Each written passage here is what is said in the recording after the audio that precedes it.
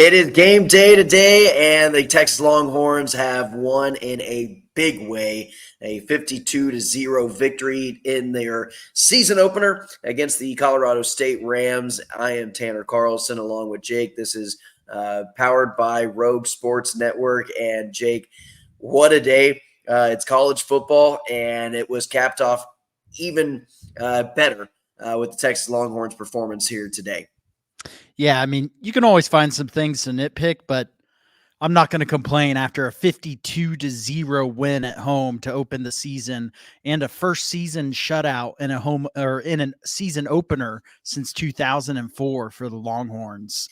What a performance on both sides of the ball, really. Yeah, we're going to talk a little bit about our biggest takeaways of the afternoon, and there is a laundry list of takeaways going into week 2 against Michigan. I haven't felt this good after a week 1 game in quite some time. I mean, it's been a while because I think to me, my biggest thing is that they lived up to whatever expectation I may have set.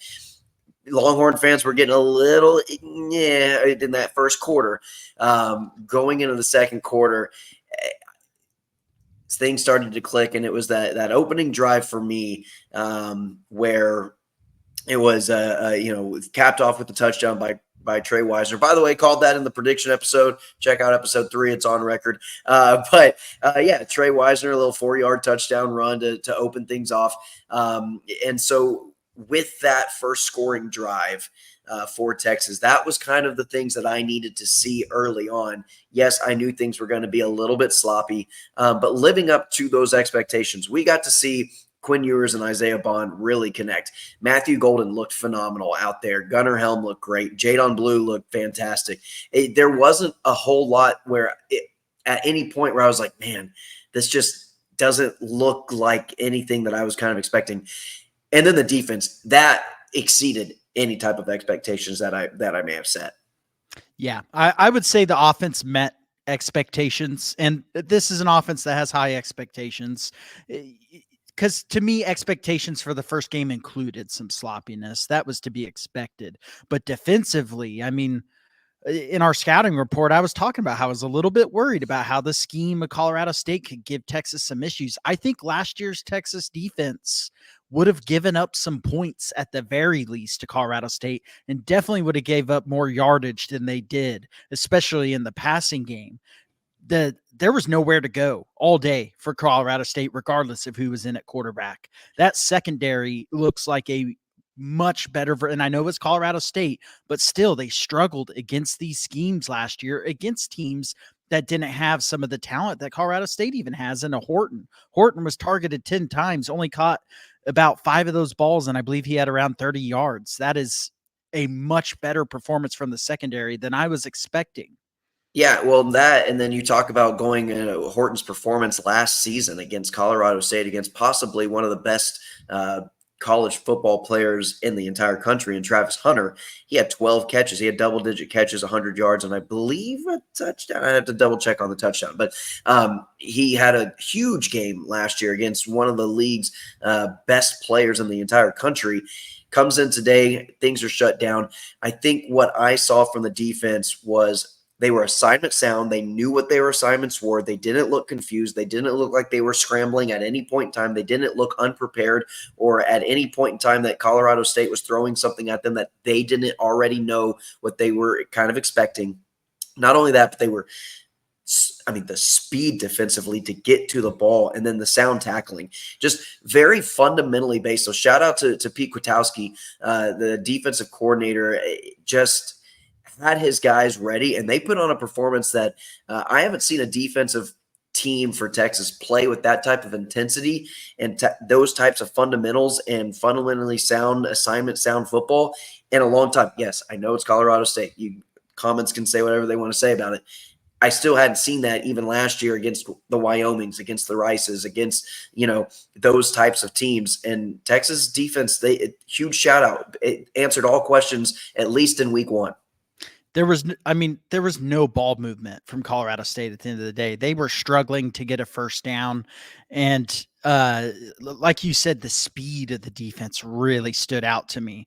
I mean, just watching the linebacker play between Hill and Benda, losing Jalen Ford, you would assume, or a lot of people would assume, that you were going to see maybe a little bit of a decline at linebacker play. Now, we knew Anthony Hill was coming, but boy, did he live up to it. I mean, the first play, he gets a tackle for loss. Right.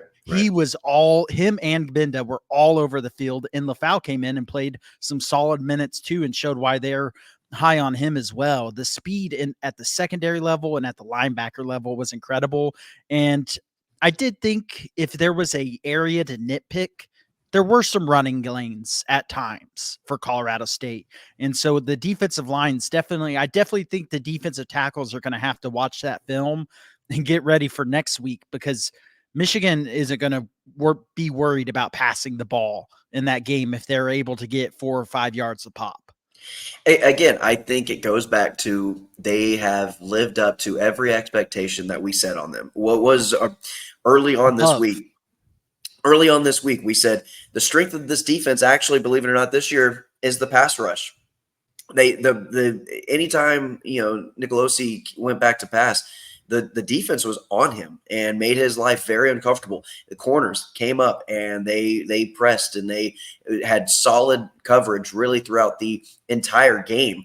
Malik Muhammad and Gavin Holmes played phenomenal. I have no critique on them. Michael Taft, huge plays there in the first quarter, really set the tone. I think Michael Taft set a lot of the tone early in the game when the offense was kind of sputtering out and the defense had to go back out there. Taft really was that guy that was kind of setting the tone defensively, and really they took off with that energy and ran with it for the remainder of the game. Yeah, and as we expected too, to kind of talk about as far as Colorado State being able to run the ball a little bit at times, it was very clearly a very vanilla game plan. There weren't very many blitzes. There weren't very many exotic formations. Everything was pretty much base defense, almost like you would see in a spring game. And for the defense to hold a shutout when they're playing as vanilla as they appeared to be was very impressive. I believe they only ended up with one sack on the game. Maybe I haven't been able to get defensive stats to load for some reason, but even with the low sack number, like you said, every time they drop back to throw, there was no comfort in the pocket because the pocket was constantly being collapsed on. And you got to give a little bit of credit to Nicolosi. He was able to get outside of the pocket, and that was when he looked his best. But at the end of the day, if you were going to tell me that Nicolosi was going to end the day 10 of 18 with 59 yards at a 3.3 average, I probably would have sold on that and not believed. Yeah. Not that I thought he's going to tear it up, but I thought he was going to have, 150, 200 yards passing at least in this game. But the Texas defense was not having it. Yeah, and really, we talk about the defensive line, the pressure they put on Nicolosi, but it was also, we knew that this defensive front was, if any weak point was going to be there, it was going to be with the run game, and now necessarily weren't concerned with Colorado State's run game. It is a question to be concerned about Michigan's run game. Again, though, as you mentioned already, the defense didn't really have any crazy blitzes, no crazy formations, nothing that really would be in the game plan against Colorado State that's going to be in the game plan for Michigan. So I'm really not even going to judge too harshly on that. Talking about the offense, Jake, and all the transfers, I know everybody was really excited to see what they can do. The incoming freshmen, like Ryan Wingo, had a huge game, a couple big catches there. 11 different wide receivers recording a reception in this game for the Texas Longhorns. Wingo with 4, Isaiah Bond with 5, Jonte Cook had 3, Matthew Golden had 3, Jadon Blue out of the backfield had a handful of catches. And so the amount of weapons Texas has, and on top of that, your top 3 transfer wide receivers coming in with Bolden, Golden, and Bond all score a touchdown today. Yeah, and something that's sticking out to me in this box score, the offense just felt in control for most of the game. Even when they were sputtering out, it was some self-inflicted wounds, which we will get to because there are some things to discuss, especially among the offensive line. But it didn't feel like they were overly explosive, but yet when you go to the box score, you look at the longest receptions for each receiver. Wingo had a 30-yarder. Bond, his long was 23. Cook, 40. Matthew Golden, 38. Gunnar Helm, 37. I mean, there's a lot of explosive plays in that game, despite the fact that it was a lot of the intermediate passing game that they went to. Sark didn't really have them dial up that many long balls to launch, which is something a little different than we've seen from him. Normally he tries to, especially in the opening games in the past, it feels like there's been 4 or 5 just bombs that get thrown no matter what. It felt like everything was just in a little bit more control offensively. He knew this was going to work. He didn't really getting deep into the bag very much with the playbook, and yet they were able to consistently move the chains. The only times that they sputtered out offensively were self-inflicted, it felt like. Yeah, and talking about self-inflicted wounds, it's funny that we've gone 11 minutes into this show and we haven't even really mentioned Quinn Ewers' performance. I want to just talk about his leadership and his composure and just the maturation of what we've seen from Quinn, going even from obviously his freshman year from last year, going into this year. He looks fully in control. He looks like, he's got a no-look touchdown pass going on today. He's got full arm control and his footwork is much better. He's identifying defenses. He's reading defenses. He had one mistake and it was a batted ball, a tip ball as he was throwing it. Just kind of a That was a wild bad play. decision, though. It was. He shouldn't have tried to step up and throw. He should have probably just taken the sack or got the 1 or 2 yards he could have gotten on a scramble lift for another down. I also don't mind him taking some risks. Now, against Colorado State, sure, maybe not, but you can also live with that. Jake, what did you think about Quinn? Yeah, a little shaky just at the start. But once he found his rhythm, I thought he settled in really nicely. And the number one word I would use is control. He just looked in control. He did one thing I will say I did notice that I think already looks much improved from the last couple of years was the zip he had on the ball. There were a couple of those throws where sometimes he's a big critique on him has been he'll float the ball a little bit too much. When he needed to put some zip on the ball, that thing got there and it got there quick. Yeah, and tight windows. I think that pass to Trey Wingo early in the first half really kind of put a synopsis on what I'm trying to explain was necessarily that he's making the reads. He's fitting it into tight windows. He's very accurate and in full control of where he's placing the ball and what he's doing with the offense. He's controlling where the wide receivers are going. He's seeing what the defense is giving him, and he's taking that. And I think in the past we have seen, hey, I'm just going to take a deep shot for the heck of taking a deep shot. We didn't see that today. I loved what I saw. Again, lived up to every expectation, everything that I going into this season that I wanted to see at least week 1. I got that fix. I got to see a little bit of everything. And now the running game, Jake, what was it? 100, almost 200 yards rushing on the day, 190 yards, 190 yards, 4.6 yards carry. That includes, Quinn with the 1 sack that happened with, minus 6 yards rushing. I will say, I would have liked to seen a little bit more from the interior offensive line. I don't think they looked bad. I think they looked very good. I think they looked better than last year. I still feel like they can dominate more than they did. And Jake Majors had a couple snap infraction penalties, which was an issue that they had last year with, I think he had probably 5 or 6 of them last season, and he had 2 of them today. And that's something that those are things that are going to need to get cleaned up as the competition gets tougher.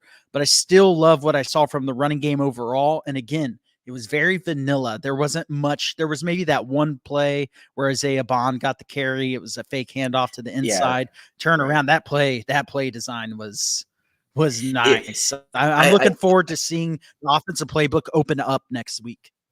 Because Sark's got some more things under his sleeves. He's keeping things very close to the chest. He's not showing a lot today. And next week, dude, I think we're going to see that bag just about as wide open as you can get. Yeah, it's going to be similar to last year. It was very vanilla, very plain against Rice. And then against Alabama, that was when everything started to open up. And I think next week is going to be a very difficult task. As good as Texas looked, it's going to be very difficult going on the road in one of the craziest environments you're going to see. But I'm very excited, and I feel nothing but excitement after this game, and that's nice because even after last year, it was like, well, if they play like they did against Rice, they're going to get absolutely dominated. I mean, all over social media, you saw Texas fans going, they're probably going to get killed by Alabama. And Right. Hey, we got this year, completely different story. The first shutout in a season opener for the Texas Longhorns, 52-0 since 2004. Jake, that was a pretty good time to be a Longhorn fan. That 2004, 2005 ish range. It was a very good season there for the Texas Longhorns. In 2004, was that not the Rose Bowl against Michigan? I believe so, unless it was Yeah. the 2004-2005 season. They just said 2004, and with the way Yeah. seasons work, it can be a little confusing, but it was one of the Rose Bowl years. Absolutely was. And so Jake's really looking forward to it going into the second half. And one thing that I had texted you during the game was, hey, if we could double up here and go up 24-0 before half, well, ended up 31. I know. I said 24-0, and then they ended up doing more. So talk about going into the second half with a lot of momentum. Got to see the first team come out, and they did exactly what Sark wanted. Pulls them out, and we get to see the man on your screen behind you, Arch Manning. He takes the field for the first time this season, gets his first collegiate touchdown. And what a play, just a little razzle dazzle, a little magic bag action there for Arch Manning. Second team, what did you see? Any kind of surprises, anything that jumped out to you that, hey, wait a second, we might have something a little special here? Jarek Gibson. I mean, that is the name after this game. The leading rusher as a true freshman. For the team. Not just complete garbage time. He was in the third quarter, and immediately when he came in, I was blown away by his first couple carries. The power, the speed. I would argue he looked better than Baxter did coming out on the field in his debut last year. I know he got hurt early, but still the explosiveness, he looked very comfortable. He did not look like a true freshman out there. I wouldn't be surprised if Gibson gets some run next week because he was very impressive. I would argue he was other than Blue. I still think Blue looked the best. I would argue Gibson was the second best running back today, which was not something I was expecting. Arch Manning and the rest of the guys with the wide receivers, one thing that I've seen is his connection with Jonte Cook. I think the Jonte Cook connection, we saw it a little bit last year. In fact, his first collegiate completion was to Jonte back whenever he got in last season. First completion was a 38-yard reception, 40-something yard reception today, right as soon as he gets in the game. 40. Yeah. Goes down the field, and then a little bit of razzle-dazzle. It pitches it off, kind of a little side pitch, get rid of it to Silas Bolden on the 3-yard line. Bolden dives in and gets his first touchdown of the season as well. Just that drive. Do you see, God forbid something happens to Quinn Ewers? We are a Quinn Ewers supporting podcast here.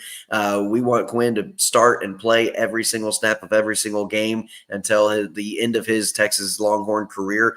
I'm wanting Arch to be named the starter next season. However, if something happens to Quinn Ewers this season, do you feel confident that Arch Manning can kind of just pick up where he left off and still control this offense and maybe not live up to the highest of its capabilities, but still produce very well and win some games?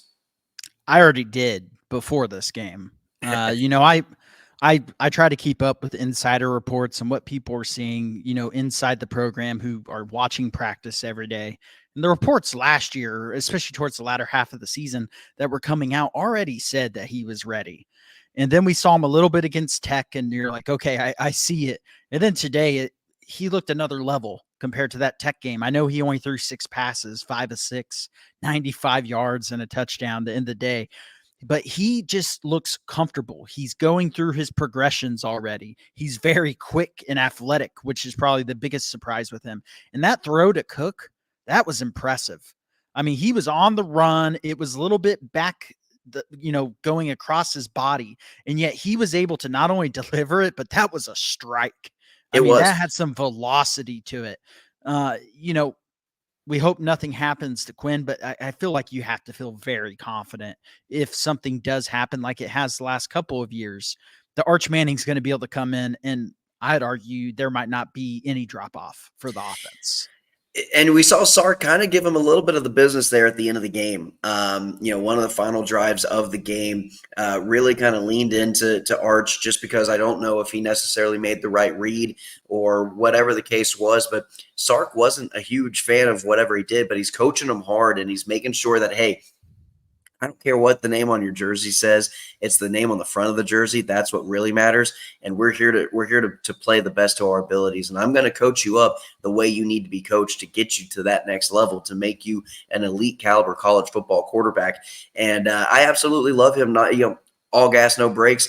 That's what Sark is doing with Arch whenever he's coaching him like that towards the end of the game. And yes, the games are already in hand. There's nothing else that can really be done for the Longhorns on offense. But I love the fact that Sark can kind of use him as an example of, no matter what the score is, no matter who you are as a player, I'm going to get on you if I need to get on you.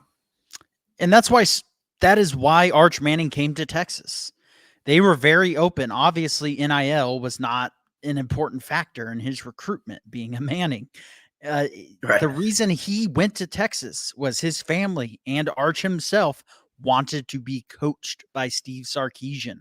And Steve Sarkisian is not exactly a soft coach, I would say. No. When he is in the press conferences, he has a very calm and nice demeanor. But when you see him coaching on the football field, it's a different person. And I can only imagine at practice. I mean, you read reports about he'll be chewing out Quinn Ewers still. Arch Manning and Trey Owens, all of them are going to get treated equally because he wants all of them to be the best quarterback they can possibly be. And all of them have tremendous upside.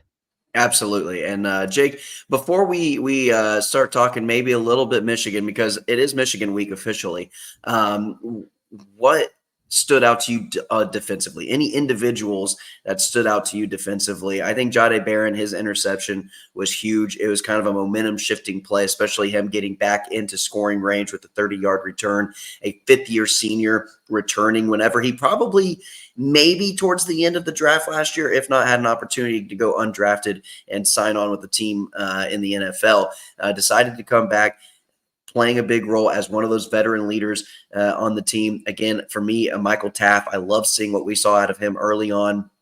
And I think just the defensive line as a whole and the front seven, just the ability to attack, to read and react, get there quickly and finish with power. And we also saw a really nice play by Colin Simmons in the open field. Yeah, Colin Simmons stood out. I mean, for him to be in coverage as a guy who played edge in high school and be, in that linebacker position and have the coverage he had and then wrap up in the open field, that is not your everyday.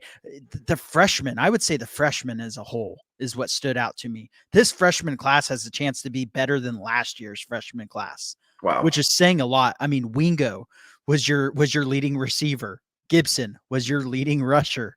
Colin Simmons stood out tremendously. Yeah, you're not wrong. 3 stars of the show that came in and looked very good. Wardell Mack, an interception. That's 4 freshmen right there. Kobe Black looked good while he was in. There were several other freshmen who looked good while they were in, but at least 4 of them made big time impact plays in this first game in their first starts for a team that doesn't even need them to. Yet now those guys can come in and they can probably contribute this year. I think this freshman class has a chance to be something very special. Do you have a player of the game? That's a tough question because the ball was distributed out so much. Which is why mine is Quinn Ewers, is because the ball was distributed so much and it was just very well received. I'm gonna knock Quinn Ewers for that pick. That you can't have. That was bad. That looked like 2 years ago, Quinn. That one play. The rest of it was good. I'm gonna go Anthony Hill. Okay. I mean, it felt like every defensive play in those first 2 quarters he was involved in. I think not only is the linebacker position not downgraded at all from Jalen Ford, I think it's better, significantly better. Yeah, Jalen Gilbo led the team in total tackles, solo tackles.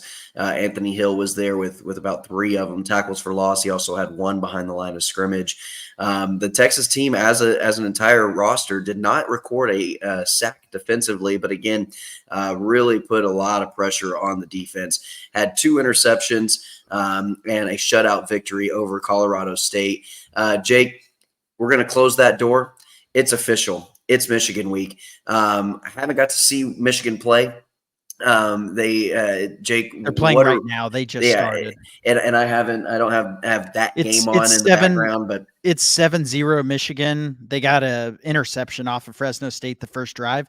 One thing it looked like, and I just am box score watching, I don't actually have the game on, but it looked like Alex Orji, who's the expected starting quarterback, is only 1 of 1 with 3 yards and a touchdown, but Davis Warren is 3 of 3 with 16 yards. So there might be a little bit of a 2 quarterback system going on there right now, which is, I think that's going to be probably the main thing to keep track of right now is, are the Longhorns going to have to prepare for 2 quarterbacks this week? One that's a more of a running threat in Orgy, and then I believe Davis Warren is a little bit more of a pocket passer.